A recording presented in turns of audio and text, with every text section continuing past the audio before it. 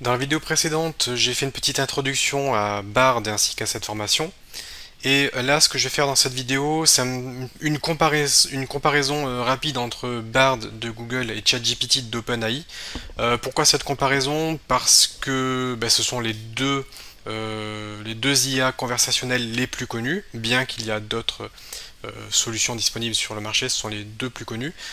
ChatGPT est arrivé avant officiellement sur le marché pour le grand public, c'est donc le plus connu. Et voilà, ça me semblait pertinent de faire cette comparaison. Et j'ai fait cette comparaison en mettant en avant vraiment les points forts de Bard, ce qui fait que selon moi Bard est bien meilleur que ChatGPT. Et je vais vous lister ces points qui sont pour moi extrêmement importants. Alors, je le redis, hein, Bard appartient à Google et ChatGPT appartient à OpenAI. Alors, le premier élément de comparaison, c'est la capitalisation, donc la valorisation de l'entreprise. Google aujourd'hui est valorisé à 1600 milliards de dollars. C'était monté à 2000 milliards de dollars en 2022. Tandis que ChatGPT, OpenAI plutôt, a une valorisation estimée à environ 30 milliards de dollars. On voit que là, on ne joue pas dans la même cour. Les moyens financiers de Google sont juste infiniment plus grands que OpenAI.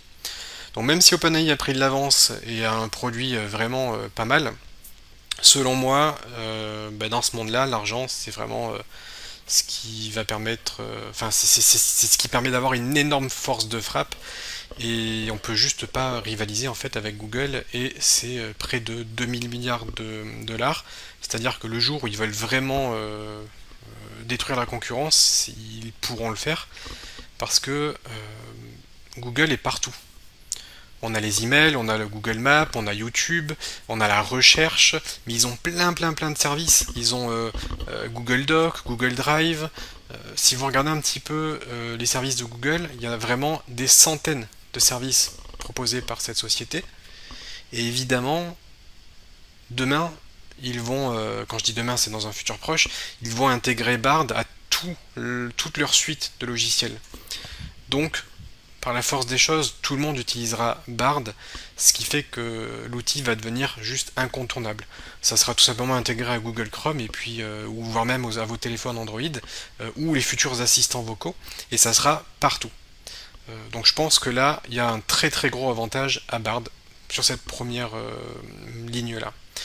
Est-ce que l'outil est connecté à Internet? Ça, c'est le deuxième point de comparaison.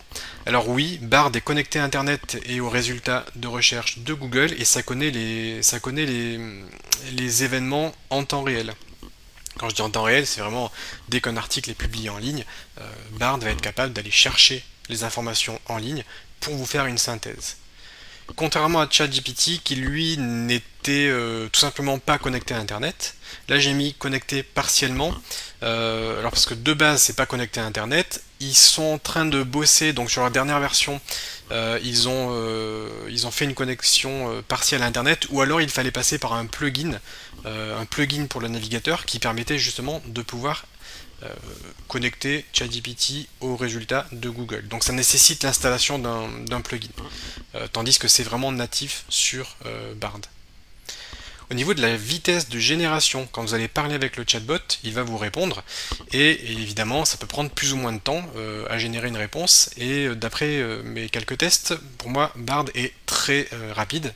Les réponses sont quasiment instantanées et, et vous allez voir un petit peu plus tard dans la ligne suivante qu'en plus d'être rapide, il nous génère plusieurs réponses. Tandis que pour ChatGPT, on a une génération de texte plutôt lente pour la version gratuite et elle est plutôt rapide pour ceux qui ont la version payante, donc pour ceux qui ont l'abonnement. Au niveau du nombre de résultats, lorsque vous posez une question à Bard, il vous génère 3 réponses en simultané. Ce qui fait que vous pouvez comparer entre les 3 réponses et choisir ce qui vous plaît le plus. ChatGPT, lui, vous fera qu'une seule réponse, et dans les deux cas, vous avez la possibilité évidemment de relancer votre requête pour générer d'autres résultats. Moi, je trouve que ça, c'est un point très important, parce que ça va vraiment vous permettre de gagner du temps. Est-ce que c'est connecté à Google Sheets ou Google Docs? Alors évidemment, Bard, oui, c'est connecté vos documents sur votre Drive. Et l'utilité c'est quoi? C'est que si vous lui demandez de vous générer par exemple des recettes de cuisine, vous pouvez lui demander qu'il vous fasse un tableau des recettes de cuisine et qu'il vous sauvegarde le tout sur Google Drive. Et puis donc vous avez vos recettes qui sont stockées, enregistrées définitivement sur votre Drive dans un document. Chose que ne fait pas ChatGPT. Alors là évidemment j'ai mis ça comme exemple, mais comme je vous l'ai dit, dans un futur proche, Bard sera, selon moi, ça sera partout. Ça sera dans Gmail, sur Google Maps, ou peu importe, ça sera partout. Un peu comme fait Microsoft en fait. Microsoft utilise GPT-4 et maintenant c'est directement intégré à leur navigateur, voire même directement intégré dans Skype. Dans Skype, vous pouvez parler avec GPT-4 et avoir un agent conversationnel. Donc voilà, là j'ai pris ça pour exemple, mais ça sera connecté à d'autres services, ce qui ne sera pas le cas pour ChatGPT, puisqu'évidemment tout l'écosystème Google appartient à Google, alors que ChatGPT n'a pas tout cet écosystème-là. Alors des développeurs vont certainement créer des plugins pour Chrome qui permettront de faire la connexion, mais ça ne sera pas du natif.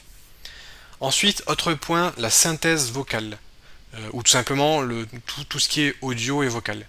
Alors Bard est capable de faire de la synthèse vocale, c'est-à-dire qu'il est capable de parler et de lire en fait le texte qui est généré. Ce qui fait que pour les personnes malvoyantes, ça peut être pratique. Et également, vous avez la possibilité de vous-même parler, plutôt que d'écrire au clavier. Vous allez pouvoir parler et automatiquement, ça va écrire le texte pour vous. C'est pas le cas encore une fois pour ChatGPT, on n'a pas cette fonctionnalité. Après, quand je dis qu'il n'y a pas cette fonctionnalité, comme toujours, il y a la possibilité de créer des plugins, de développer des outils qui vont permettre de faire tout ça. Mais nativement, pour l'instant, on n'a pas ça. Ensuite, est-ce que l'agent conversationnel donne ses sources? Alors oui, partiellement pour Bard. Lorsque vous lui posez une question, vous avez la possibilité de voir les termes de recherche qu'il a utilisés sur Google pour pouvoir vous créer une synthèse dans sa réponse.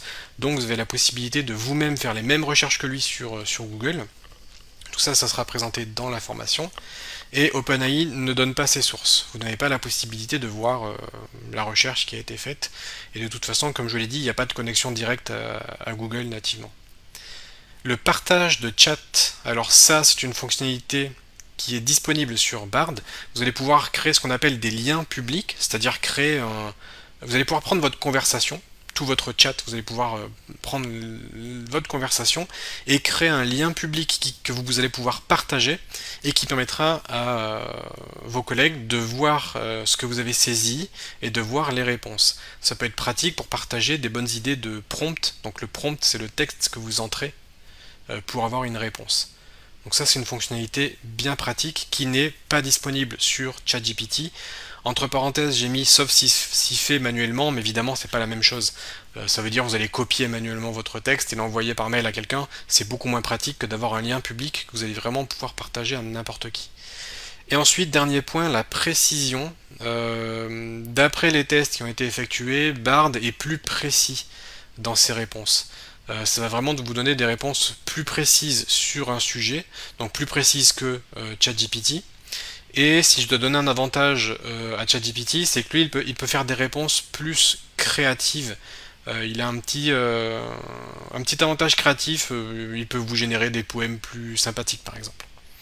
Donc voilà pour ce tableau comparatif entre Bard et ChatGPT qui donc met en avant les forces de Bard et qui en fait selon moi est la meilleure IA sur le marché.